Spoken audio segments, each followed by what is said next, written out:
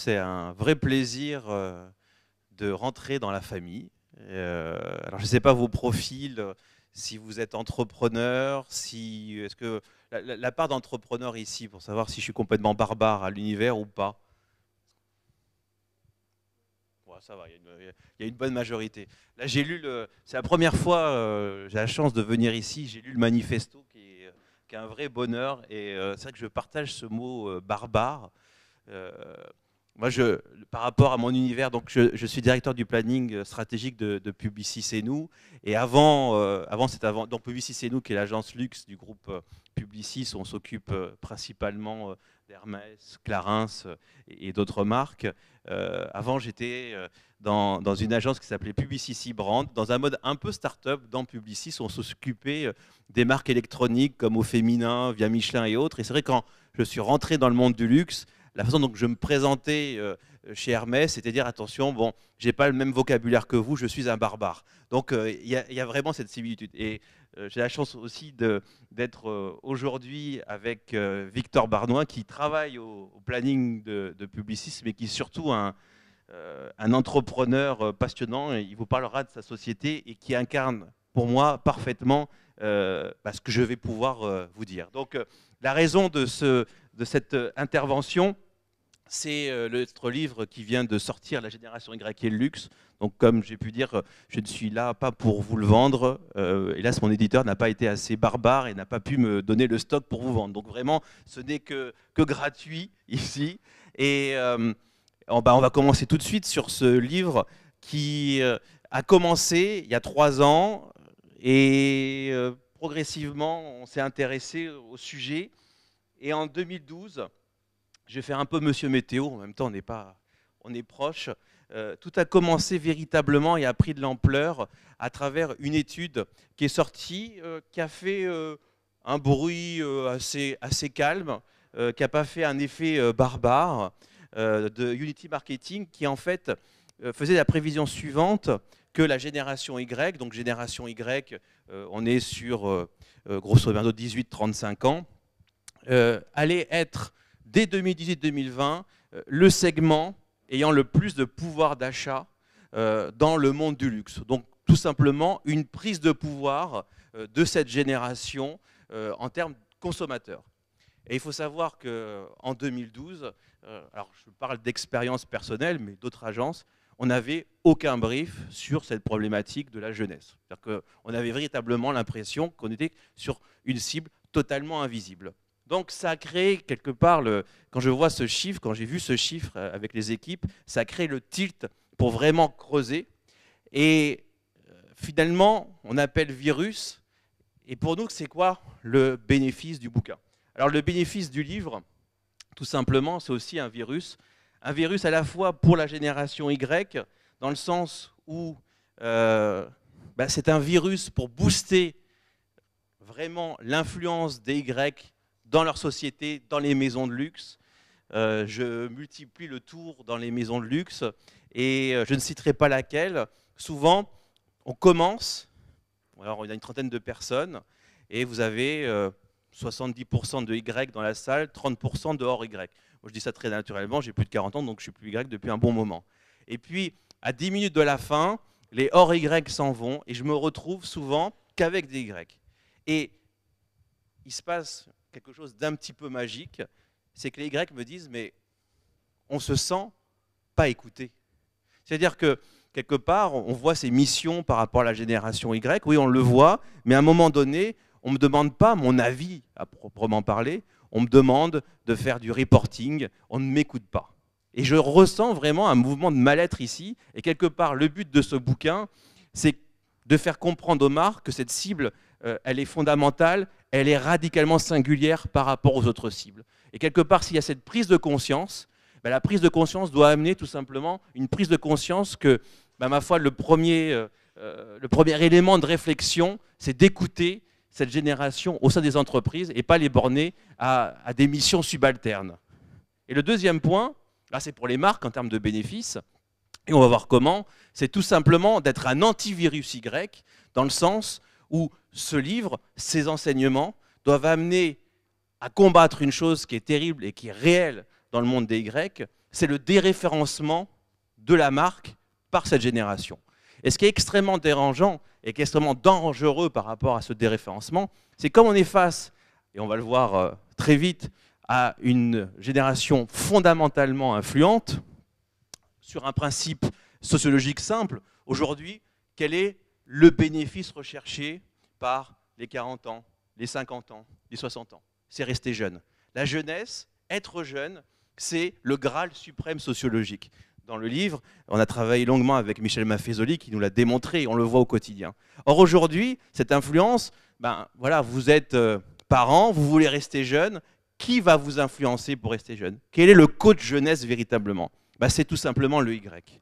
Et là, il y a un exemple très concret en termes de business qui le démontre, c'est Michael Kors. Alors Michael Kors, on le connaît assez peu en France, quelques boutiques, mais vous savez, Michael Kors, il vient de lever $1 milliard aux États-Unis en bourse. Et Michael Kors a construit son business sur cette influence Y. Car Michael Kors a compris que le déréférencement était dangereux. Eux, c'est le contraire, c'est le surréférencement. Et en fait, le business de Michael Kors, c'est fascinant.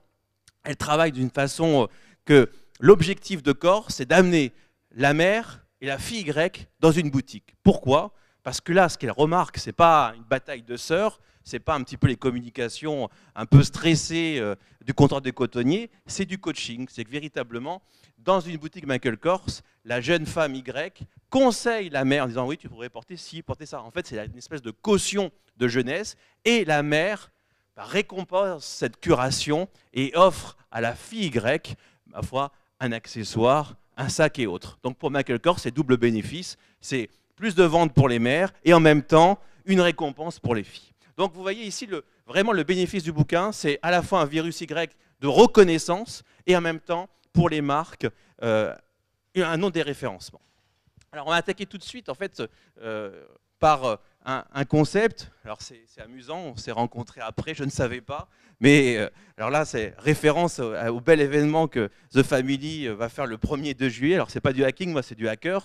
C'est que vraiment pour moi, et notre conclusion avec Grégory Casper et toute notre équipe, c'est qu'on est face à une génération en mode hacking. Alors, ce sont des hackers pour nous. Alors le hacking en définition douce, utiliser les technologies de communication pour s'introduire dans des systèmes protégés et les pirater, ça c'est la définition logique, détourner un objet de sa fonction première pour le mettre à son avantage. Et on va voir cette présentation qu'on va comprendre ce qu'est le hacking en mode Y à travers finalement 9 hackings. Et ce hacking doit amener quelque part, tu peux y aller, à hacker le système et hacker le système luxe, on va le voir comment. Alors le premier hacking, finalement, vous allez voir que les hackings sont souvent des a priori.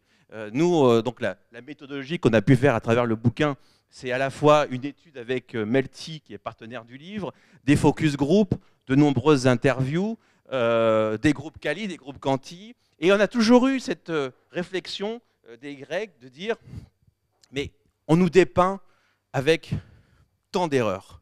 On a une vision totalement caricaturale. Ça fait chier. C'est ce qu'ils nous racontaient. Et vraiment, ici, le témoignage, c'est dire que finalement, c'est rempli d'a priori. Et le premier a priori, c'est le narcissisme. Et là, on est face sur quelque chose d'assez fascinant. C'est que, quelque part, loin du cliché du narcissisme, la Y porte en elle quelque chose d'extrêmement fort, c'est la fierté générationnelle. Et ça, pour nous, on a utilisé, on aime bien utiliser des concepts du 19e siècle pour éclairer aujourd'hui et au-delà, c'est l'égotisme. Je ne sais pas si vous vous rappelez l'égotisme, qui est, on va dire, une théorie qui a construit Stendhal. L'égotisme, pour faire simple, c'est l'art de se mettre en scène. Mais attention, Stendhal voulait une mise en scène, elle, complètement honnête, qui était proche de la dimension Freud n'est pas loin. Finalement, se mettre en scène, c'est savoir s'analyser. Et ce que disait Stendhal, c'est que, quelque part, si on se met bien en scène avec authenticité, finalement, au-delà de se comprendre, on comprend les autres. Cette tension je et nous est fondamentale. Nous, on a beaucoup de haters sur le concept de génération Y. Le concept n'est pas aimé. Le concept n'est pas aimé par les Y parce que les Y n'aiment pas avoir une étiquette qu'on leur a collée. Déjà, ils n'aiment pas cette idée d'étiquette. Et en plus, c'est eux qui l'ont inventée. Donc ça, c'est un premier point. Et on a des anti-haters, enfin des haters, pardon, qui mettent en disant, mais est-ce que c'est une génération et ils attaquent la génération Y sur le concept de digital native. Donc nous, on a éliminé le concept de digital native, mais ce qui est fascinant, on va voir sur le slide d'après, c'est ce ressenti générationnel qui n'est pas aussi fort sur les générations Y et autres, avec cette idée et cette formulation qui tue, qui a été créée par Léa Frédéval dans un livre qui vient de sortir qui s'appelle Les Affamés, qui est une espèce de Zola Y, qui écrit « Je, c'est nous ». Donc on est face à une tension incroyable. En effet, il y a de la mise en scène de soi. La mise en scène de soi, c'est une forme de narcissisme. Mais la mise en scène de soi permet de se connecter à un grand tout générationnel. Et ce « je, c'est nous » que n'a jamais tenu un X. Là, c'est vraiment une spécificité Y. On a trouvé deux symboles que j'aime beaucoup, qui viennent de l'univers de la fiction américaine. Bien sûr, c'est Girls, qui nous dit « J'essaye d'être la voix de ma génération ». Donc on sent ce sentiment collectif extrêmement fort, qui fait que c'est une génération soudée qui partage des valeurs avec de la distinction. Et surtout, on aime beaucoup House of Cards. Je ne sais pas si vous avez eu la chance de voir la première saison de House of Cards. Vous avez ce personnage incroyable qui est vraiment la quintessence du Y, qui est Zoé Félix, qui nous dit quelque chose d'extrêmement fort. Elle nous dit, à un moment donné, elle se fait virer bien sûr par son patron comme un malpropre, elle est insultée, et elle dit à son patron, quand tu insultes une personne, tu en insultes 1000. On voit cet effet. Là, c'est un peu la quintessence de la, si vous voulez, de l'influence. Mais au-delà de ça, on a ce sentiment finalement qui dépasse le narcissisme pour arriver à une vraie conscience collective, un vrai sentiment collectif de hacking en disant non, tu me crois narcissique, tu te trompes, j'invente un nouveau type de narcissique qui s'inscrit dans cette dimension communautaire de groupe. Alors le deuxième hacking, là c'est très, là on rentre dans le luxe, c'est hacking culpabilité.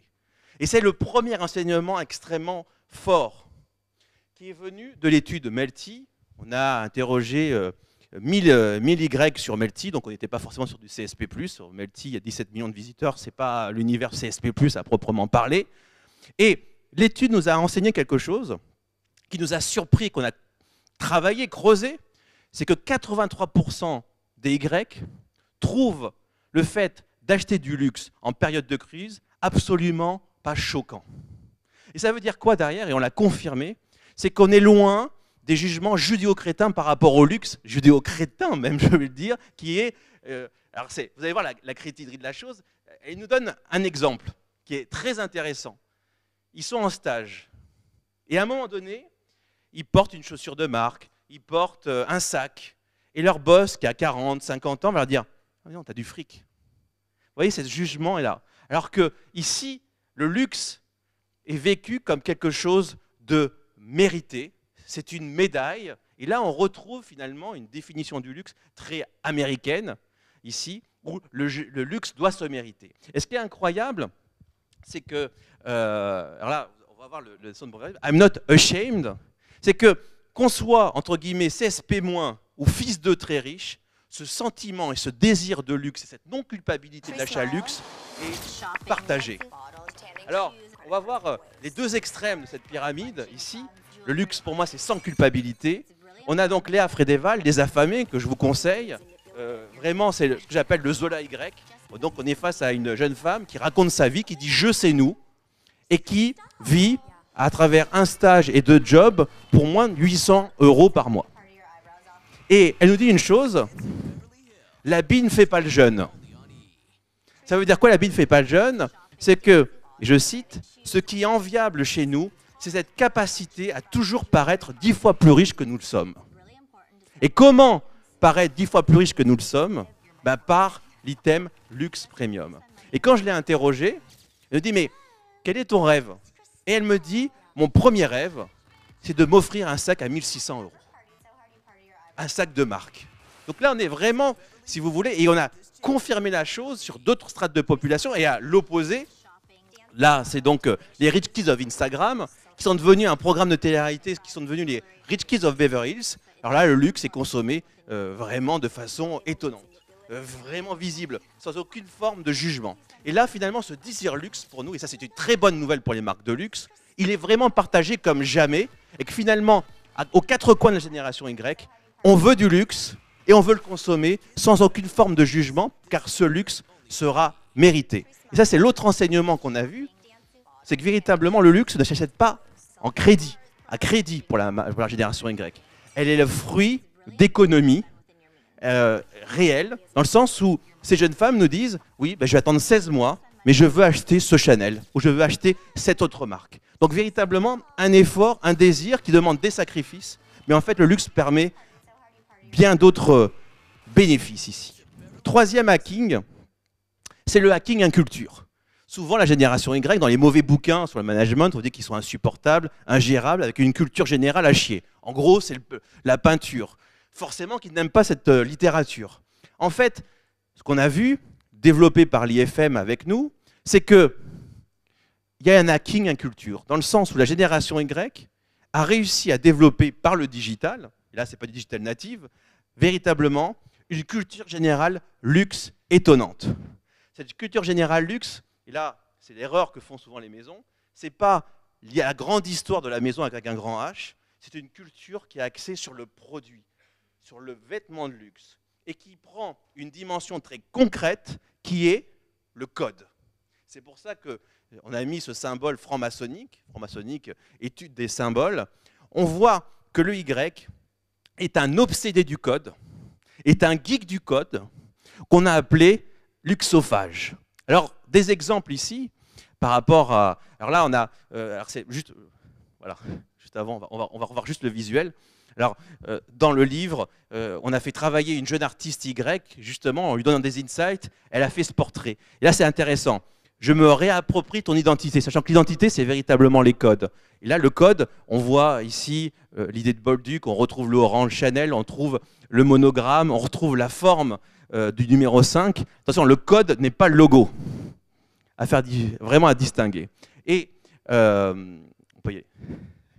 et donc, des exemples par rapport à ce luxophage.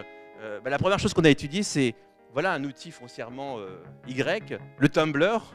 Et quand on voit un Tumblr type Y, on voit très vite que le Tumblr, au-delà des lolcats et quelques photos de stars, c'est un outil formidable d'érudition pour spécialistes de code de luxe. Donc on va voir vraiment chez le Y un outil où il va pouvoir exprimer sa culture générale en termes de code et qui va même jusqu'à hacker des codes pour se les mettre à sa sauce. Et des marques ont parfaitement compris cette dimension de code. J'ai envie de dire que la première et la plus forte, c'est Chanel. Et ça, c'est facile de comprendre. Alors vous avez un programme remarquable qui est Inside Chanel, qui je crois qu'il y a plus de 12 épisodes. Chaque épisode, comme une série télé, va révéler un code. Donc, par exemple, vous avez Marilyn, vous avez le carré, on va vraiment déconstruire les codes.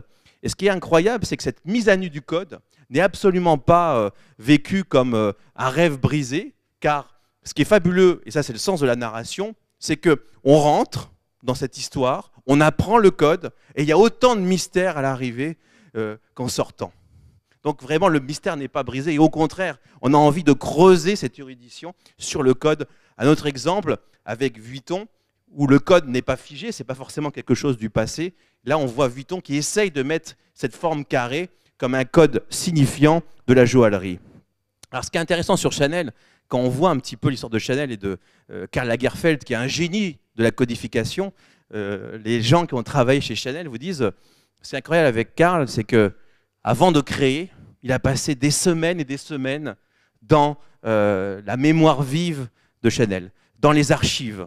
Et quelque part, quand on comprend ce parcours de 2 mois un petit peu, là on est presque de chartiste de Chanel, on comprend à quel point l'homme est un génie du code. Et le dernier exemple, c'est ce fameux défilé, je crois qu'il y a le défilé qui a fait le plus buzz au monde en termes de reprise, ce défilé où il a recréé, vous savez, le supermarché.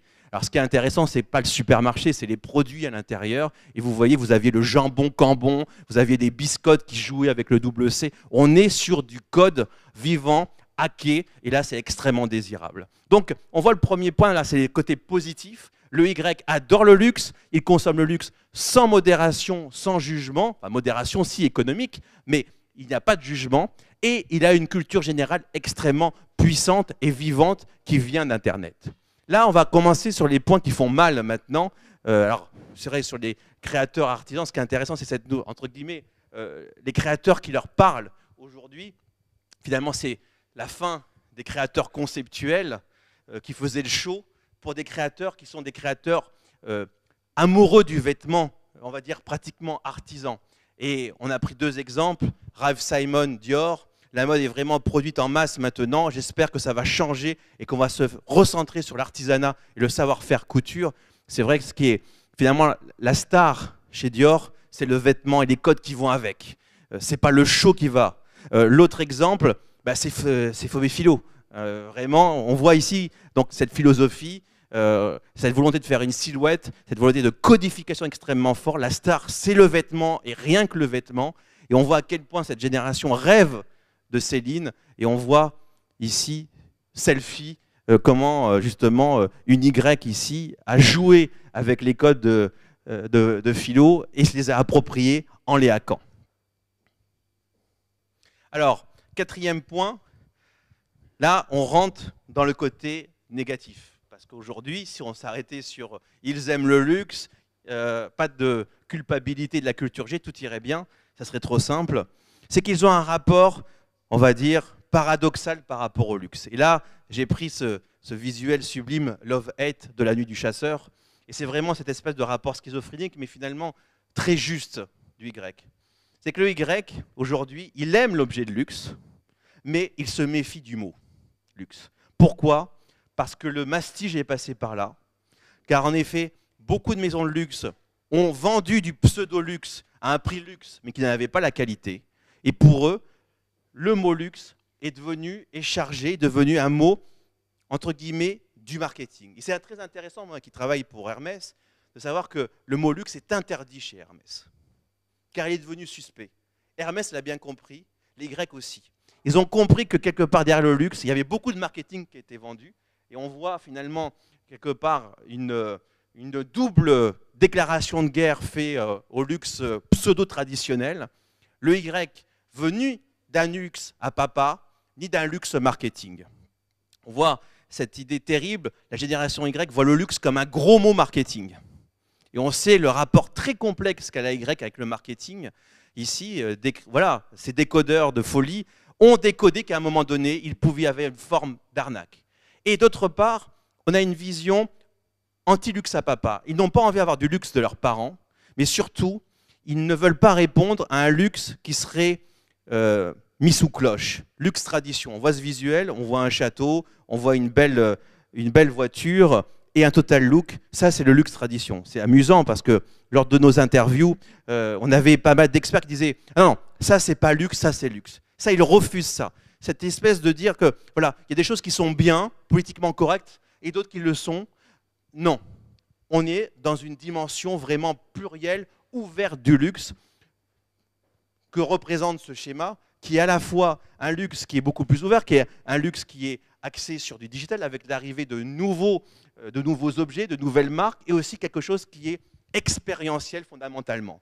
Donc, vraiment, le refus d'un diktat en disant « ça c'est luxe, c'est pas luxe », non, vraiment un souffle un petit peu démocratique et d'ouverture des fenêtres dans cette définition. Donc on voit ici double confrontation, double combat.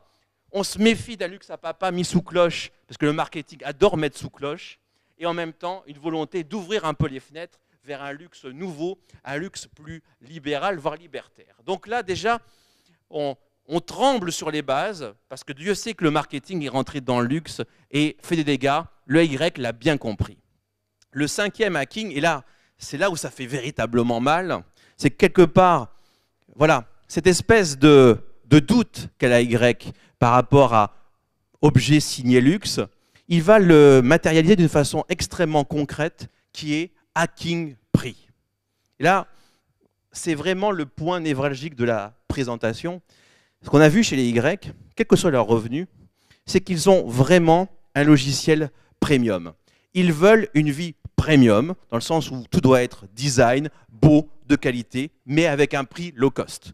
C'est fini les produits moches, c'est fini les services ratés, il n'y a aucune tolérance zéro, on est face à une dimension premium. Et quand on voit la définition réelle et originelle du premium, c'était quoi les premiers produits premium? Ça vient de l'industrie automobile allemande.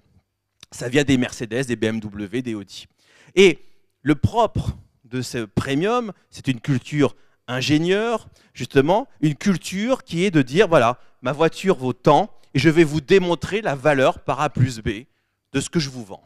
Et quelque part, c'est ce que va demander le Y au monde du luxe, et ça fait mal, vraiment, c'est de, vas-y, produit de luxe, non, pas fini, produit de luxe, non, voilà, produit de luxe, démontre-moi ton prix. Et on voit, au-delà de ça, même un principe fondateur du luxe, qui est dire, ce vieux principe de luxe égale cher, pourquoi? Ça se justifie? Remise en question de ce diktat. Redoutable ici. Pourquoi le luxe serait cher? Pour quelles raisons? Surtout que le luxe, à un moment donné, des marques de luxe ont trahi le contrat de confiance. Donc du coup, cette suspicion, et ce logiciel de suspicion, ils vont l'appliquer à leur achat. Et on voit ce visuel terrible tiré d'une marque Indochino qu'on a récupéré aujourd'hui sur le Hub Forum. On voit ce visuel terrible. Vous avez Indochino 449 $, et en face, vous avez Compagnie X, 3000 $. Et finalement, le costume est le même.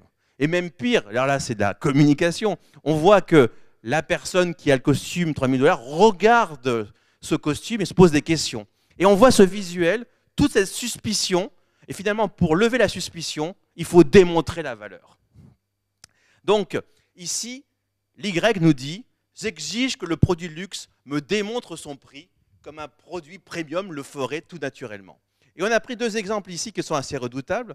Il y a quelques semaines, Merci Alfred et Cavalier Bleu a fait cette opération qui a fait grand bruit. Vous aviez une chemise à 85 € qui était vendue, qui valait normalement à peu près 200 €. Et Cavalier Bleu a fait un travail de démonstration de la valeur redoutable. La chemise que vous garderez toute votre vie, un tissu inusable ultra souple, des coutures indestructibles, des finitions qui font la différence, une coupe parfaite. Et ça va même jusqu'à se moquer de la publicité en disant, voyez, on n'a pas fait de campagne de publicité, on n'a pas utilisé d'égérie, donc vous n'allez pas payer le prix de l'égérie au niveau de l'étiquette. Programme redoutable de déconstruction, où là, finalement, on traite la chemise comme une voiture ou quelque chose de technologique. Deuxième exemple redoutable, qui est Style Forum.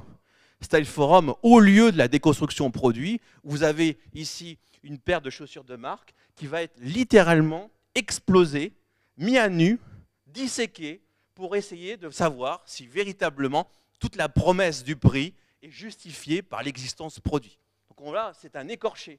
Quelque part, on met le produit de luxe dans une forme d'équation redoutable, car on ne veut pas quoi? On ne veut pas l'arnaque. Et alors là, c'est violent, mais en même temps, on peut avoir aussi un discours pédagogique. Et là, on voit Ice Nobity qui, la semaine dernière, a fait tout un programme sur une semaine sur la semaine du jean. Et en fait, la semaine du jean, on voit ici, nous apprenait en particulier la qualité des jeans japonais. Pourquoi en effet un jean japonais a une valeur supérieure à un jean italien, par exemple. Et on voit ici un véritable cours encyclopédique fun sur la valeur du produit. Porter est aussi très fort là-dessus. Alors c'est vrai que cette notion de déconstruction du prix, on va dire, est plus masculine. Mais là, ce qui est extrêmement intéressant, et c'est la prochaine grande conférence qu'on fera avec Le Monde, avec qui je travaille sur les rencontres du luxe, c'est l'homme avenir du luxe. Et quand on sait que l'homme est l'avenir du luxe, parce qu'aujourd'hui, globalement, en féminin, ben, les zones de croissance ont été vraiment travaillées au maximum, l'homme, aujourd'hui, a des croissances de 5-10%. Eh bien, si le luxe rentre dans cette attaque de l'homme, il va comprendre avec l'homme Y qu'il va falloir vraiment démontrer son prix, surtout en plus que l'homme, quand vous rentrez dans cette logique-là, il y a un truc de gamification. Il y a un plaisir coupable. Il y a des textes sur Style Forum qui sont hallucinants. Et même, on voit des amis qui ont participé au bouquin, comme Bonne Gueule et autres, qui nous disent, mais il y a des experts qui, par exemple, voilà, le Y rentre dans la boutique. Déjà, il dit, ah là, ma boutique, cette boutique, elle est telle adresse, où il y a 2000 mètres carrés. Encore. Donc le loyer, c'est tant.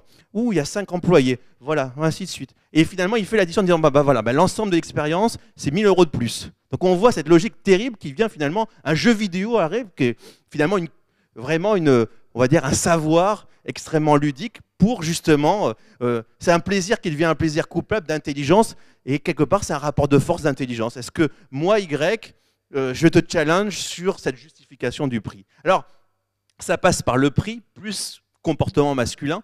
Ça passe aussi sur le bon plan. Et alors là, on est plus féminin ici, c'est véritablement « je veux jouir du luxe sans me ruiner ». C'est la jouissance plus que la possession.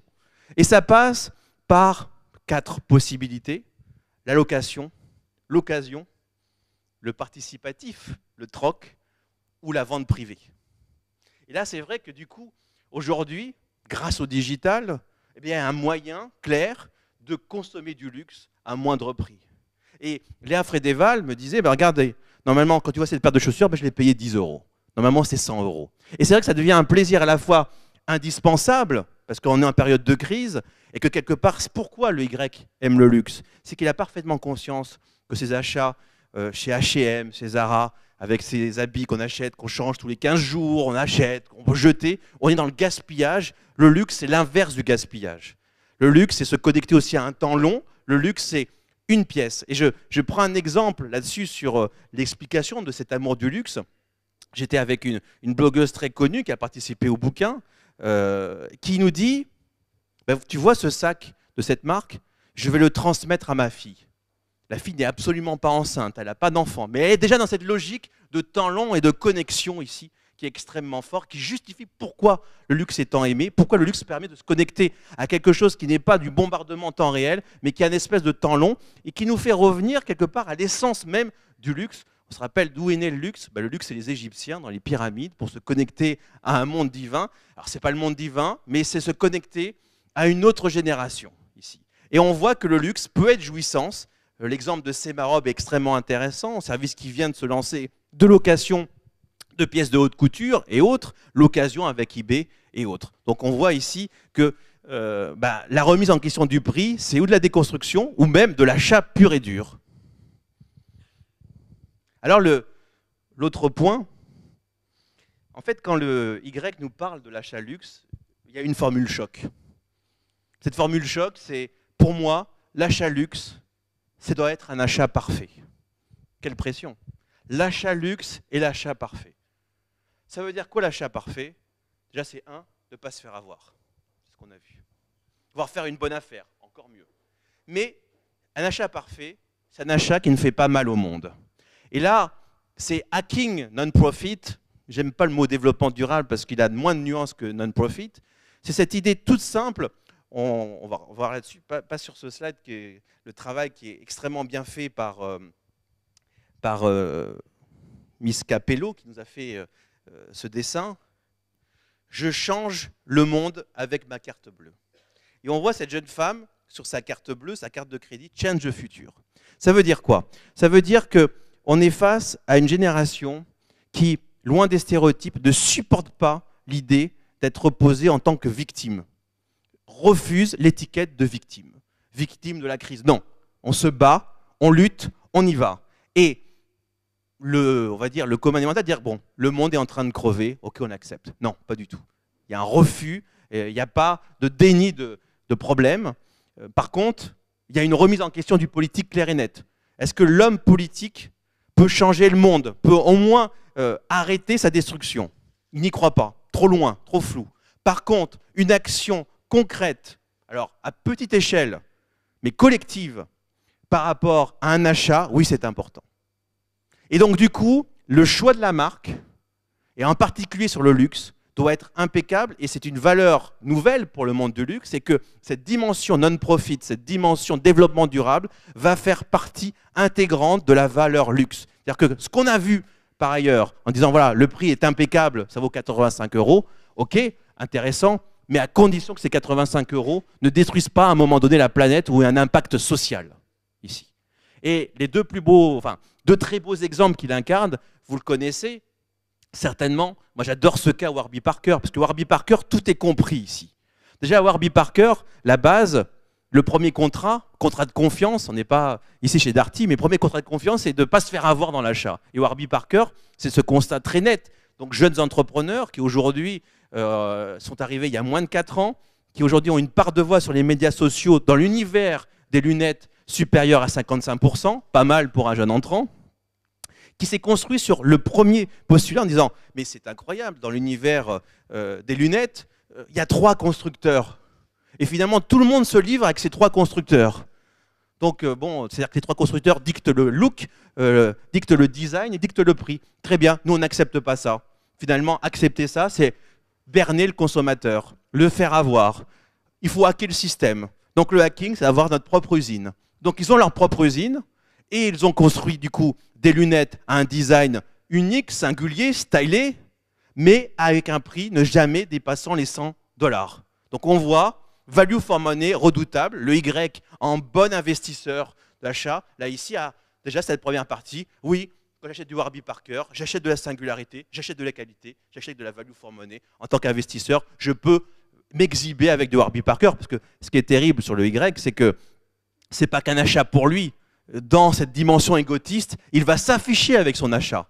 Et les échanges qu'on a eus intéressants avec le patron de Melty, Alexandre Maj, nous disait un truc, ben, aujourd'hui, si tu fais un achat bling-bling, ben, tu te fais défoncer la gueule.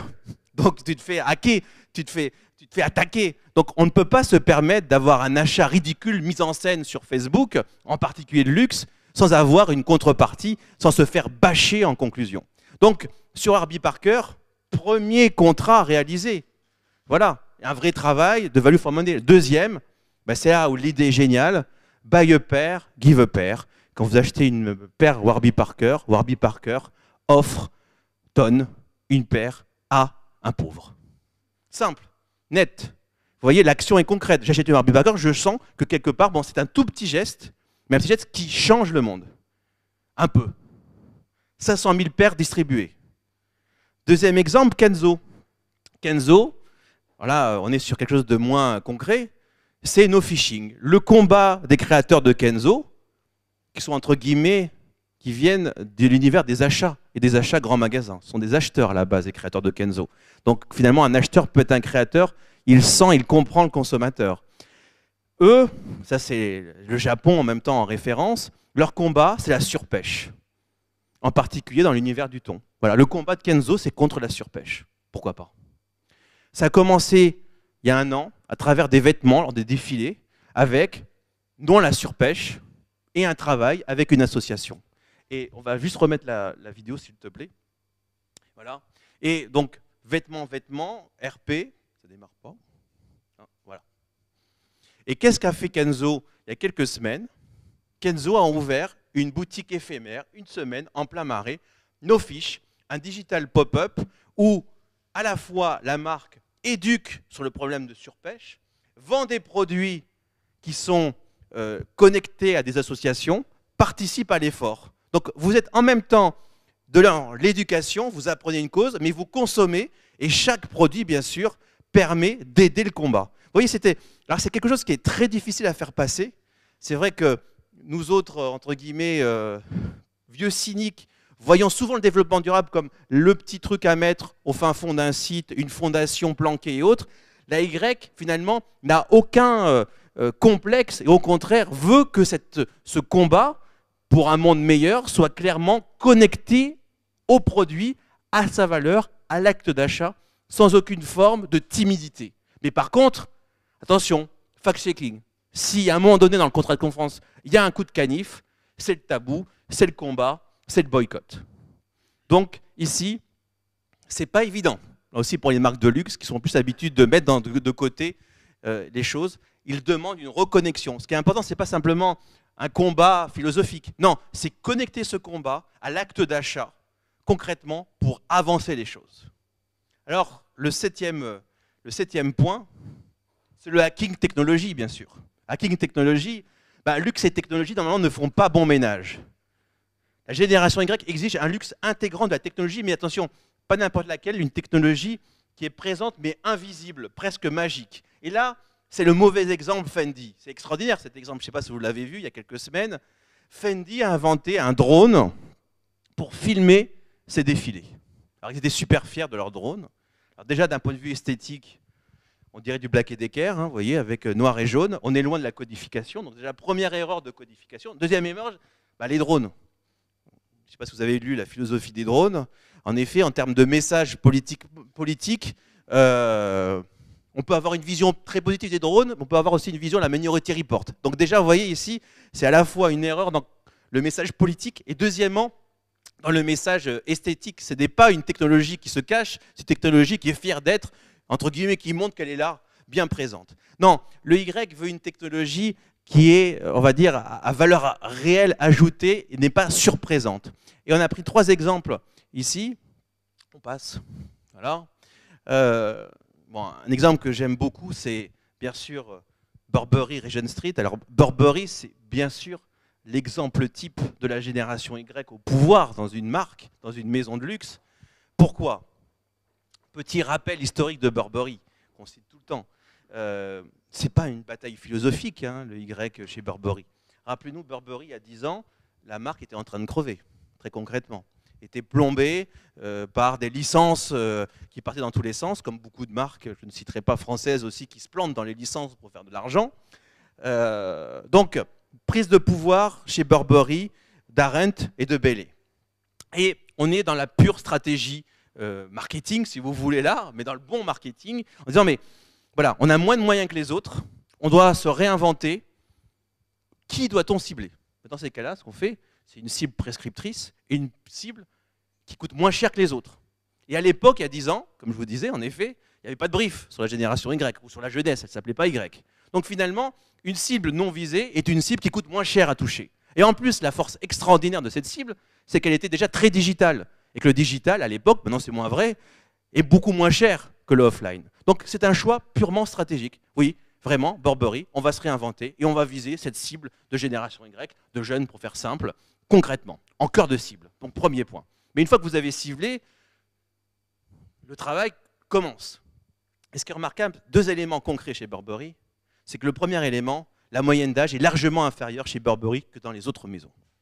Et deuxièmement, encore plus important, et c'est un peu l'antithèse de ce que je vous disais en amont, avec ces échanges que j'ai parfois dans des maisons avec des Y qui ne sont pas écoutés, c'est que Bailey a créé un concile, le concile de l'innovation Y, qui réunit en son sein les meilleurs éléments Y, qu'avec des Y, qui donnent le cap en matière d'innovation. Alors attention, ils sont tutorés, je dis bien tutorés, par en effet un concile senior, ici, mais pas contrôlés.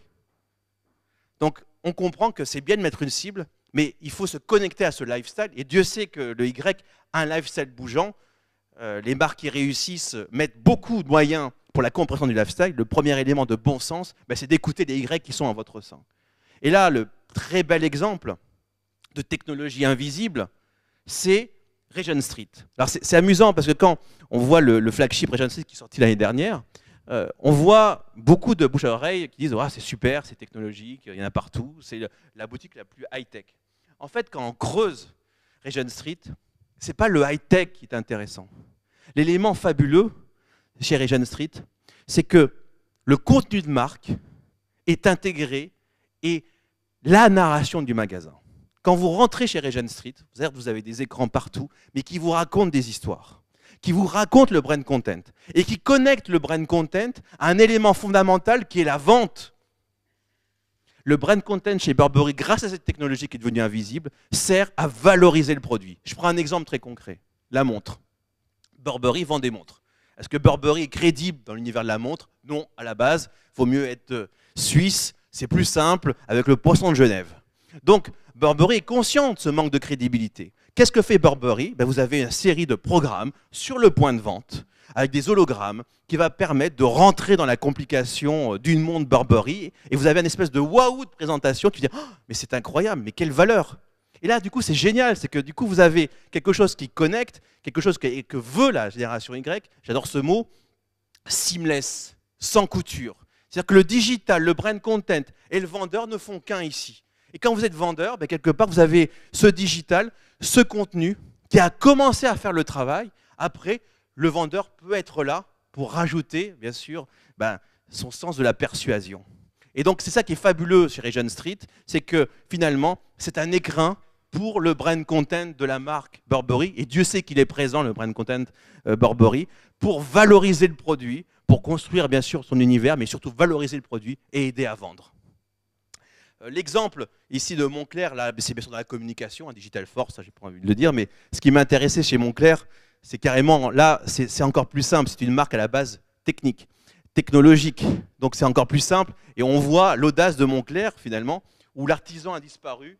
À la place, on a des robots hyper perfectionnés. Donc là, on est vraiment dans une espèce d'artisan SF. Mais alors après, c'est la question qu'on peut se poser, parce que je ne sais pas si vous avez vu, il y a quelques semaines, un reportage terrible sur Vuitton, sur France Télévisions. Et il y avait 2 points saillants sur Vuitton.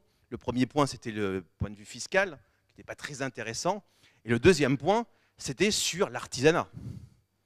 Et c'est vrai que les Y ont un regard un peu non candide quand on voit ces marques qui sortent leurs artisans dans les points de vente. Alors, en Angleterre, on est très friand de ça.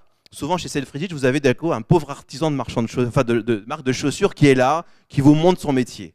Et sortir l'artisan de son contexte et le servir de vendeur, c'est du marketing. Et chez Vuitton, là où ça faisait mal en termes de documentaire, c'était le fait de dire, mais le Made in France chez Vuitton est-il réel? Et vous avez la partie du programme qui était consacrée justement à ce Made in qui est en fait fait, entre guillemets, loin de France, en Roumanie. Et la question c'est de dire, mais est-ce que c'est 1%, 5% ou autre? Suspicion. Suspicion de la valeur, ici.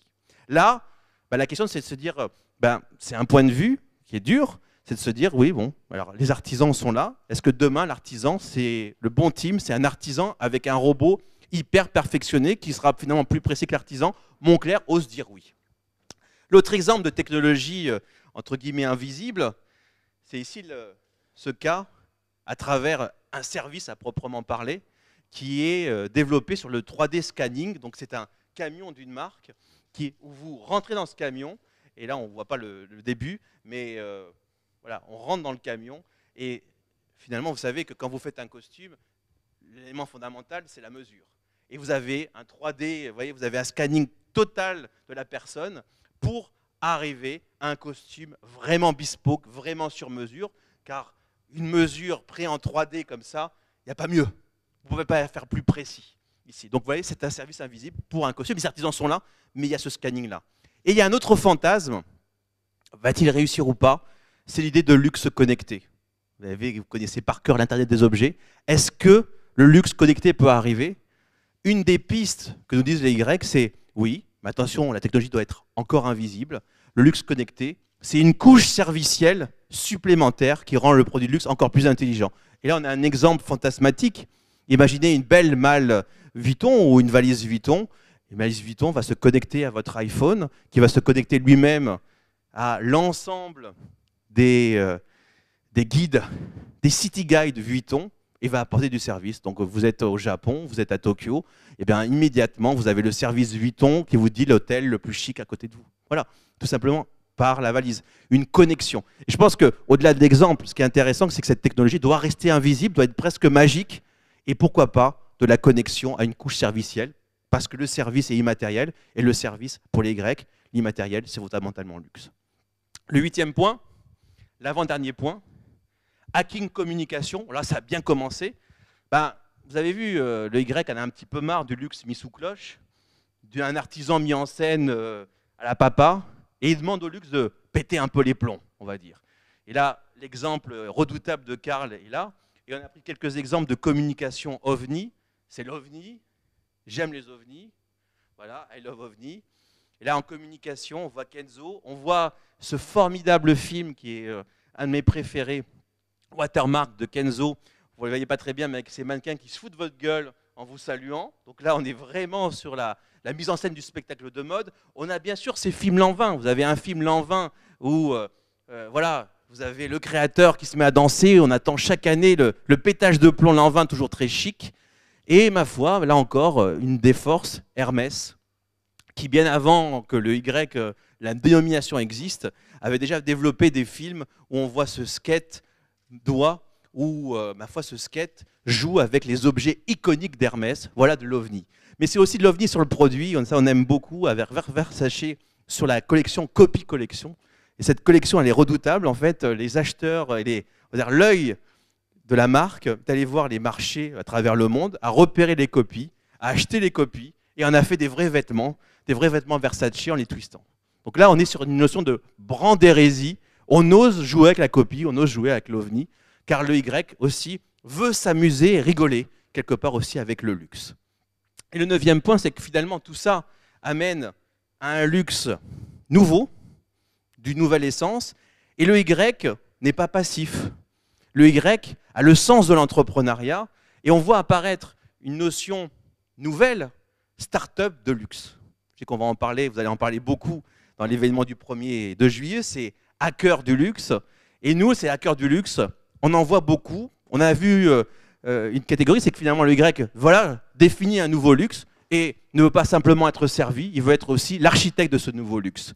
Et on a pris 3 exemples avant de laisser la parole à Victor, qui est aussi un artisan de luxe Y à travers un hacking, on en parlera. Donc là, on a luxe nouvelle vague. On a aimé beaucoup cette notion de luxe nouvelle vague parce que la nouvelle vague, on l'oublie, mais la nouvelle vague, c'est d'abord un cinéma de la jeunesse sur la jeunesse. Et le luxe nouvelle vague, c'est le luxe finalement que nous apprend les Grecs. Mais ce qui est remarquable derrière tout ça, c'est que au-delà d'une cible, c'est une culture. Pourquoi un homme, une femme de 40 ans, 50 ans, 60 ans ne serait pas sensible à ces valeurs, ne serait pas sensible à cette dimension de justification du prix, de valeur morale à travers ça, et même de créativité. Il n'y a aucune raison. Et là, on voit des exemples. Moi, je veux créer ce nouveau luxe. On a les hackers créateurs, de magnifiques exemples. Le créateur ami, le mode doit être un jeu. Il faut désacraliser la symbolique autour du vêtement. Et on voit le succès de Ami ici, ou Jacques Mus, encore plus ludique. La mode, pour lui, c'est un club. Et on voit cette vidéo qui avait été tournée dans une piscine, mais il avait commencé son premier défilé dans la tête dans les nuages. On est loin des palais du luxe, et pourtant, l'objet, le vêtement, reste créatif et magnifique. Deuxième catégorie de hackers, et ça c'est très intéressant, c'est les hackers artisans. On voit apparaître toute une nouvelle génération d'artisans qui ont un point commun. Ils récupèrent un vieux métier et ils le réinventent, ils le rebootent. Et on voit quantité de jeunes artisans qui apparaissent. On a pris 2 exemples, mais il y en a des milliers.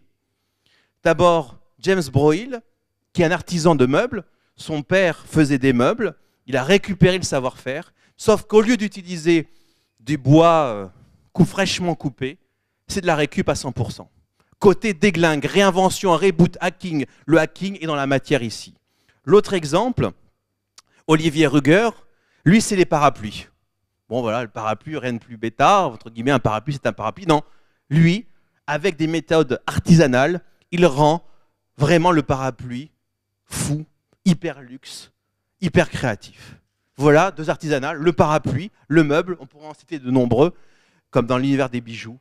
Il y a toute une communauté redoutable, et ce qui est très intéressant avec ces artisans, c'est qu'à la fois, il y a une maîtrise de savoir-faire, il y a un respect, il y a une volonté de réinvention, mais il y a une couche business derrière qui est redoutable, comprise par quoi? Comprise par une excellente maîtrise du digital, du buzz, mais aussi bien sûr de la vente en ligne. Le 3e hacker, c'est le hacking service. Et là, hacking service, exemple rapide, Harris. Harris, c'est une autre création des créateurs de Warby Parker. Même démarche sur les lames de rasoir et le rasoir. Toujours la même chose. Un univers sclérosé, quelques constructeurs. Nous, on construit nous-mêmes nos lames. Donc, du coup, on maîtrise les coûts, le design. Mais ce qui est intéressant ici, ce n'est pas le buy a pair, give a pair, c'est la couche servicielle. Finalement, il considère les hommes comme des pachas, comme des feignants. Un homme n'aime pas tellement se raser, mais encore plus, il n'aime pas faire le shopping du rasage. Raser, c'est pénible, mais en plus, il faut aller au magasin, acheter des lames, acheter de la mousse à raser. C'est pénible, c'est embêtant. Harris prend en charge la chose. C'est-à-dire que quand vous achetez du Harris, vous remplissez un questionnaire, un algorithme qui va vous déterminer à travers quelques questions exactement votre consommation de mousse à raser, de lames, et vous recevez tous les mois, tous les 2 mois, en fonction de votre fréquence, les lames de rasoir et la mousse. On n'a plus à bouger, Harris s'occupe de tout. Bon, il ne se vous rase pas, mais presque. Le 2e exemple, Diamond, éditeur de savoir-faire. On est face à une société qui ne vend que des objets en ultra sur mesure. Ici, là, le service, c'est la rareté à proprement parler. 3e élément, tu vas en parler, c'est la marque DCER par Victor. Avant de lui donner la parole, on va terminer par simplement une ouverture. On a pu peu parler, donc c'est vraiment le livre en cours. Quelques mots qui nous plaisent, bovarisme, fit and stand out, invisibilité, algorithme, maker lab, initiation, transmission, mobile, convergent, tous ces mots que vous allez retrouver dans le livre que je n'ai pas pu exposer. Et simplement pour terminer, parce que ça ne pouvait pas exister en tant que tel, on est seamless jusqu'au bout. J'espère que le son va marcher. On est en train de développer 2 éléments pour redonner une autre vie au livre. Déjà, il y a un site. Attends, avant. Voilà. Déjà, il y a un site en partenariat avec Melty qui est genylux.com qui va donner une vie au bouquin bien au-delà, dans le sens où, bon, la veille, vous avez vu, il y a plein d'exemples. Tous les jours, il y a de nouveaux exemples de LuxY. Et vous avez vraiment ce site qui va vivre en termes de benchmarking sur tous ces nouveaux exemples. Donc ça va être un lieu de vie développé par Melty avec qualité. Donc déjà, c'est un site. D'autre part, on fait un court-métrage. Là, vous allez voir le teaser du court-métrage, toujours avec cette idée de collectif. Ici, dans le livre, la méthodologie très simple, très vite, dès le départ, ma volonté avec Grégory Casper, c'est de m'entourer d'un maximum de Y. Et on a fait une task force Y avec 20 personnes, entrepreneurs, étudiants, créateurs, qui nous ont accompagnés du premier jour au dernier jour. Déjà, d'un point de vue intellectuel. Vous avez vu que j'aime bien le 19e siècle, pourtant j'aime les Y, et je suis un fan de Flaubert, Madame Bovary. Et Flaubert avait une technique d'écriture redoutable, il avait inventé le gueuloir. C'est quoi le gueuloir? C'était une pièce où il gueulait ses textes. Et si la sonorité était bonne, il les validait. Et nous, on a eu notre gueuloir Y. C'est qu'avec Grégory et moi, on réunissait les 20, on disait nos concepts, et quand ils étaient mauvais, on les prenait en pleine gueule et on ne les prenait pas. Donc déjà, il y a cette dimension participative réelle. Et au-delà du cahier, vous avez la 3e partie du livre, 18 tendances, 18 cas, et chacun des cas est signé par un Y. Il a choisi le cas en fonction de la tendance. Donc véritablement, ils sont dans le livre, ils sont dans le participatif. Et donc, on a le court-métrage, et je vous annonce qu'on travaille avec aussi une autre équipe Y pour en faire une bande dessinée. Donc vraiment, on est ciblé jusqu'au bout. Et là, le cadeau que je vais vous faire, merci de m'avoir écouté. Et, maintenant, après, c'est un peu de Y qui parle. Fini les vieux cons, maintenant on fait du Y. Mais avant, je vais vous montrer juste un court-métrage où l'idée est idle, c'est juste le teaser. L'idée, c'est comme c'est une génération un peu invisible, parce qu'elle le veut bien être invisible, eh bien, on a essayé de rentrer dans la tête d'une Y. C'est la poupée Y.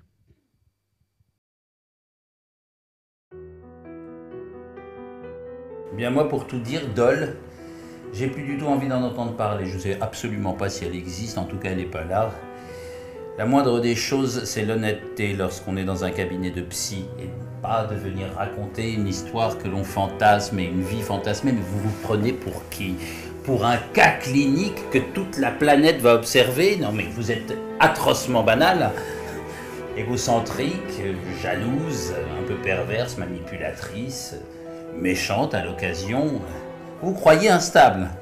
Vous êtes une comédienne, c'est tout. Ah, et votre frère, un soi-disant artiste à l'ego surdimensionné, vous devriez le remercier, c'est vous qui l'avez roulé. Déjà petit, on a toujours été en compétition. Elle, c'était la petite dernière. Du coup, mon père s'occupait que d'elle. Elle était pourri gâtée et moi, j'étais comme transparent.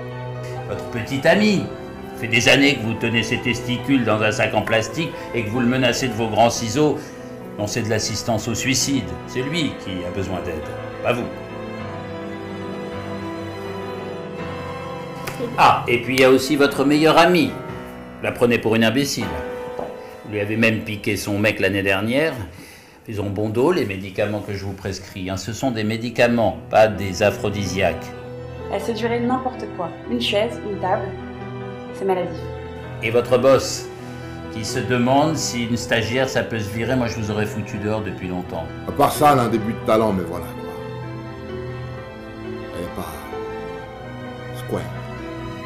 La semaine dernière, elle s'est pointée au bureau avec un legging python violet bien flash. Sûrement encore défoncé de la veille. Je résume donc, votre personnage de Dole n'est qu'un monstre, un sociopathe. C'est vous qui tirez les ficelles. Tout le reste, les gens qui vous entourent sont des marionnettes. J'en suis d'ailleurs peut-être une, et ce n'est pas un psy qu'il vous faut, c'est un exorciste. Donc participatif, vous avez eu la chance de voir Oxmo Puccino, de voir Kenza du blog de Kenza, et de voir bien sûr Ariel Oesman qui est un peu la quintessence des hors-Y qui n'arrivent pas à comprendre. Et l'objectif de ce livre, un petit peu, c'est de lever une part du mystère. Et une part du mystère, c'est aussi du tatouage éphémère. Et tatouage éphémère, c'est Victor avec sa société DCER que je vous demande d'applaudir, s'il vous plaît.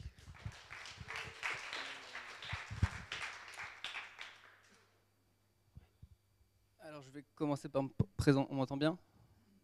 Je vais commencer par me présenter rapidement. J'ai 22 ans et je suis étudiant à l'INSEC Paris en dernière année.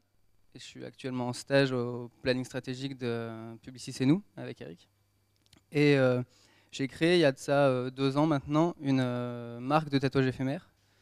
Donc l'idée, elle est venue toute simple je pense qu'on a tous, enfin beaucoup d'entre nous, il y a cette grande tendance du tatouage, on a tous envie de s'en faire, mais on a un peu peur soit de la durée, soit de la douleur. Et donc l'idée, c'était de reprendre les tatouages mal à barre, les décalcomanies, et les rendre améliorer le process, et pour que ça tienne plus longtemps et que la qualité soit meilleure. Donc pour présenter rapidement la marque, ça fait donc 2 ans que c'est lancé, c'était d'abord en ligne. Aujourd'hui, il y a une 50aine de revendeurs en France et un peu partout dans le monde, notamment le Printemps Haussmann, le Citadium à Paris. Et donc voilà, et donc l'idée des tatouages, ça a été vraiment d'en faire un accessoire de mode et de le porter comme un bijou pour une soirée, pour un événement, pour un week-end. Donc ça tient entre 2 et 5 jours et c'est vendu 5 € par pack de 2. Et donc à cette marque-là, c'est ajouté, là c'est pour le côté plus entrepreneurial, la partie B2B, qui est assez liée au B2C aussi, parce que pour moi c'est la même chose en fait. Et donc c'est une offre de tatouage personnalisé pour des marques. C'est-à-dire que moi avec mon équipe, on va pouvoir designer à partir de codes de marque, à partir de la marque, des éléments pour créer des tatouages éphémères. Et les marques vont se servir de ces tatouages éphémères après pour communiquer, que ce soit sur des événements, que ce soit sur du merchandising. Et donc voilà, donc, je vais juste mettre... Donc, là vous voyez un exemple par exemple de ce qu'on a fait pour American Vintage, qui distribuait ça dans les magasins sur une opération l'été dernier. Et donc je travaille avec beaucoup de marques comme je travaille avec Cartier, là j'ai signé avec un très gros équipementier sportif pour la Coupe du Monde. Et donc là c'est des grosses productions de tatouages. Je vais juste vous passer une petite vidéo pour vous montrer un petit peu le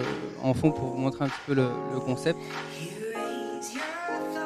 Donc, moi ce que je fais, c'est qu'il y a donc la marque, la personnalisation et aussi l'animation. C'est-à-dire qu'on va aller sur des événements avec un stand, on a totalement réinventé le tatoueur et on reprend tous les codes du tatouage pour en faire en fait un tatouage éphémère et mettre une éponge au final et un tatouage éphémère. Et donc après on travaille avec des marques sur de l'animation de l'événement et c'est un service qu'elles apprécient beaucoup parce que c'est assez engageant pour une marque d'avoir des personnes qui sont tatouées, pas le logo de la marque parce qu'on ne tatoue pas le logo d'une marque, mais un code de la marque, une inspiration autour de la marque. Et c'est vrai que ça, c'est assez. Elles apprécient ça et surtout que les gens après prennent des photos, mettent les hashtags, ça crée de la talkability autour d'un événement. Voilà, et donc là, je me lance à la fin du stage à temps plein en entrepreneur. Et donc l'objectif, c'est clairement d'aller s'implanter sur d'autres marchés où il n'y a absolument personne sur le tatouage éphémère. Donc, voilà en gros.